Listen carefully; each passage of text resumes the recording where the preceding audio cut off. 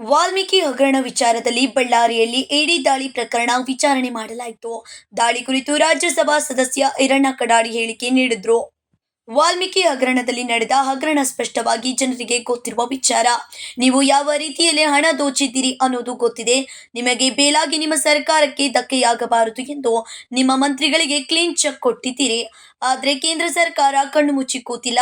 ಕೇಂದ್ರ ಸರ್ಕಾರದ ಅನೇಕ ಇಲಾಖೆಗಳು ತಮ್ಮ ಜವಾಬ್ದಾರಿಯನ್ನ ನಿಭಾಯಿಸುತ್ತಿವೆ. ಕಾನೂನಿನ ಪ್ರಕಾರ ಕ್ರಮ ಆಗುತ್ತದೆ.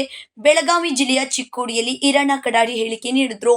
ರಾಜ್ಯ ಸರ್ಕಾರದಲ್ಲಿ ಯಾವುದೇ ರೀತಿ ಹೊಂದಾಣಿಕೆ ಇಲ್ಲ ಯಾರಿಗೂ. ಉಪಮುಖ್ಯಮಂತ್ರಿ ಒಂದು ದಿಕ್ಕಿಗೆ ಹೋದ್ರೆ ಮುಖ್ಯಮಂತ್ರಿ ಒಂದು ದಿಕ್ಕಿಗೆ, ಎತ್ತು ಏರಿಗೆ ಹೋದ್ರೆ ಕೋಣ್ ಕೆರಿಗೆ ಇಳಿತನ್ನುವಂಗೆ ಅವ್ರದ್ದು ನಡೆದದು. ಈಗ ನೀವು ನೋಡಿದಿರಿ ಮೊನ್ನೆ IPL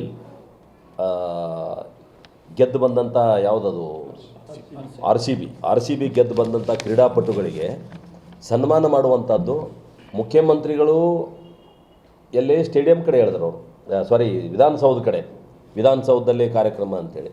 ಉಪಮುಖ್ಯಮಂತ್ರಿ ಚಿನ್ನಸ್ವಾಮಿ ಕ್ರೀಡಾಂಗಣ ಕೇಳಿದರು. ಮುಖ್ಯಮಂತ್ರಿ ಏನು ಹೇಳಿದರು, ವಿಧಾನಸಭೆ ಹತ್ತಿರ ಕಾರ್ಯಕ್ರಮ ನಡೀತಾ ಇದೆ, ಚಿನ್ನಸ್ವಾಮಿ ಕ್ರೀಡಾ ಸ್ಟೇಡಿಯಂ ಓಪನ್ ಮಾಡಬಾರ್ದು ಅಂತೇಳಿ ಮೌಖಿಕ ಆದೇಶ ಮಾಡಿದರು. ಅದರ ಪರಿಣಾಮ ಲಾಕ್ ಮಾಡಿದ್ದಾರೆ ಅಧಿಕಾರಿಗಳು. ಜನ ಎಲ್ಲ ಬಂದು ವಿಧಾನಸೌಧ ಹತ್ರ ನಿಂತು ಅಟ್ ಎ ಟೈಮ್ ಇದನ್ನು ಮುಗಿಸಿ ಚಿನ್ನಸ್ವಾಮಿ ಕ್ರೀಡಾಂಗಣಕ್ಕೆ ಲಕ್ಷಾಂತರ ಜನ ಹೋಗ್ಲಿಕ್ಕೆ ಹೆಂಗೆ ಸಾಧ್ಯ ಅದ? ಸುಮಾರು 30,000 ಆಸನಗಳ ವ್ಯವಸ್ಥೆ ಇರುವಂಥ ಚಿನ್ನಸ್ವಾಮಿ ಸ್ಟೇಡಿಯಂನಲ್ಲಿ ಲಕ್ಷಾಂತರ ಜನ ಒಮ್ಮೆಗೆ ನುಗ್ಗಿದ್ರಿಂದ ಸುಮಾರು 11 ಜನ ಅಲ್ಲಿ ಪ್ರಾಣವನ್ನು ಕಳ್ಕೊಂಡ್ರು, ಹಲವಾರು ಜನ ಕೈಕಾಲು ಮುರ್ಕೊಂಡ್ರು, ಭಾಳ ಜನ ದುಃಖತಪ್ತರಾದರು. ಆದರೆ ಇವತ್ತು ಯಾರೂ ಅದರ ಜವಾಬ್ದಾರಿಯನ್ನು ಹೊತ್ಕೊಳ್ಳಲಿಕ್ಕೆ ತಯಾರಿಲ್ಲ.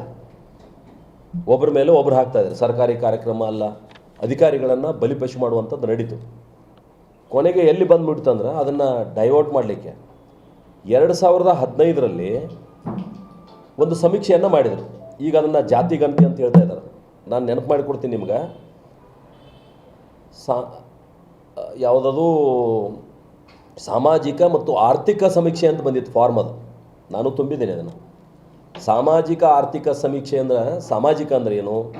ನನ್ನ ಮನೆಗೆ ಬಂದ ಮೇಲೆ ನನಗೆ ಇರಾಕೆ ಒಂದು ಮನೆ ಅದ ಇಲ್ಲೋ, ನಾನು ಬಾಡಿಗೆ ಮನೆ ಆಗದೇನೋ ಸ್ವಂತ ಮನೆ ಆಗದೇನೋ, ನಮ್ಮ ಮನೆಯಾಗ ಎಷ್ಟು ಮಂದಿ ಶಿಕ್ಷಣವಂತರದಾರ, ಎಷ್ಟು ಮಂದಿ ನೌಕರಿ ಇಡ್ತಾರೆ, ಎಷ್ಟು ಮಂದಿಗೆ ಉದ್ಯೋಗ ಅದಾವ, ಅವರ ಸಾಮಾಜಿಕ ಸ್ಥಾನಮಾನ ಏನು? ಅಂದರೆ ಸಾಮಾಜಿಕ ಸ್ಥಾನಮಾನ ಹೆಂಗೆ ಹೇಳಿದ್ದೀರಿ? ಅವ್ರ ಮನೆಯಾಗ ಎಷ್ಟು ಮಂದಿ ಉದ್ಯೋಗ ಮಾಡ್ತಾರೆ, ನೌಕರಿ ಮಾಡ್ತಾರೆ, ಏನೋ ಮಾಡ್ತಾರೆ, ಅದು ವ್ಯವಹಾರ ಮಾಡ್ತಾರೆ, ಅಂಥವ್ರಿಗೆ ಸಾಮಾಜಿಕ ಸ್ಥಾನಮಾನಗಳನ್ನು ಆ ರೀತಿ ಅಳಿಬೇಕಾಗ್ತದೆ. ಅದನ್ನು ಹೊರತುಪಡಿಸಿ ಜಾತಿ ವ್ಯವಸ್ಥೆಯನ್ನು ತಂದರು. ಆರ್ಥಿಕ ಸಮೀಕ್ಷೆ ಮಾಡಲಿಲ್ಲ, ಸಾಮಾಜಿಕ ಸಮೀಕ್ಷೆ ಮಾಡಲಿಲ್ಲ, ಜಾತಿ ಗಣತಿ ಮಾಡಿದ್ವಿ ಅಂತ ಹೇಳಿದರು. 10 ವರ್ಷ ಪೆಂಡಿಂಗ್ ಇಟ್ಟು 2025ರಲ್ಲಿ ಪ್ರತಿದಿನ ಕ್ಯಾಬಿನೆಟ್ ಮುಂದೆ ಬರ್ತಾಯಿದ್ರು. ಪ್ರತಿ ವಾರಕ್ಕೆ ಒಂದು ಸಲ ಕ್ಯಾಬಿನೆಟ್ ಮುಂದೆ ಬಂತು, ನಿರ್ಣಯ ಆಗಲಿಲ್ಲ. ಭಾಳಷ್ಟು ಜನ ವಿರೋಧ ಮಾಡಿದರು.